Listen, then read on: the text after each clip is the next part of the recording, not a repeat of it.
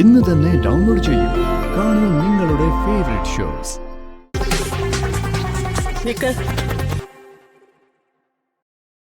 രണ്ട് ചോദ്യങ്ങൾ എനിക്ക് നിന്നോട് ചോദിക്കാനുണ്ട്. രണ്ടാമത്തേത് ഞാൻ ആദ്യം ചോദിക്കാം.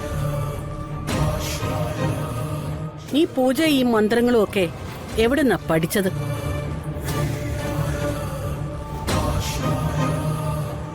ഒട്ടുമിക്ക പൂജകളും അതിന്റെ മന്ത്രങ്ങളും നിനക്ക് നന്നായിട്ട് കാണാപ്പാടമാണല്ലോ.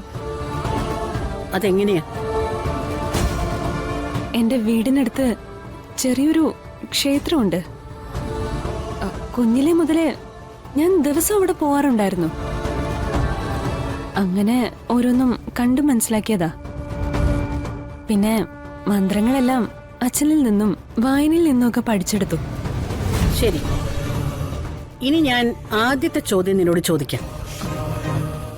നിന്നോട് ആരാ പറഞ്ഞത് ഈ പൂജാമുറിയിൽ കയറാനും പൂജ ചെയ്യാനും? ഈ വീട്ടിലുള്ളവർക്ക് മാത്രം വിളക്ക് കത്തിക്കാനും പ്രാർത്ഥിക്കാനുമാണ് ഈ വീട്ടിലെ പൂജാമുറി. വരുന്നവർക്കും പോകുന്നവർക്കും ഒക്കെ തിരി കത്തിക്കാൻ ഇതൊരു വഴിയമ്പലമല്ല. ആരാ നിന്നോട് പറഞ്ഞത് ഇതിനകത്ത് കയറി ഇവിടെ പൂജ ചെയ്യാൻ? ഞങ്ങളാ.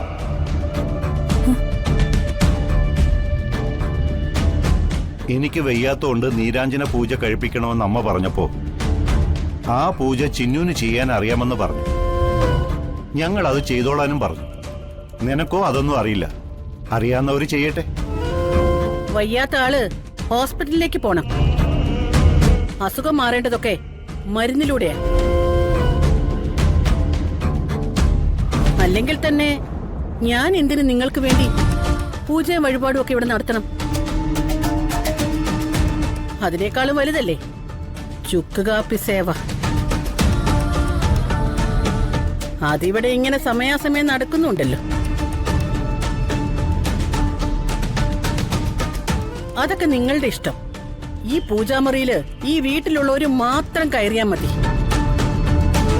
വേറെ ആരും കയറുന്നതും വിളക്ക് കത്തിക്കുന്നതും ഒന്നും എനിക്കത് ഇഷ്ടമല്ല. എന്നിട്ട് നീ എത്ര ദിവസം ഇവിടെ വിളക്ക് കത്തിച്ചു? നല്ലൊരു കാര്യമല്ലേ ചിന്നു ചെയ്തത്? എന്നിട്ട് പഴി അവൾക്കും.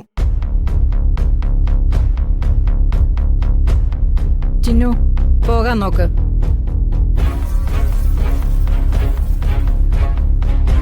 ഞാനല്ലേ പറയുന്നത് പോകാൻ. പോ. കഷ്ടമുണ്ട് രമേ.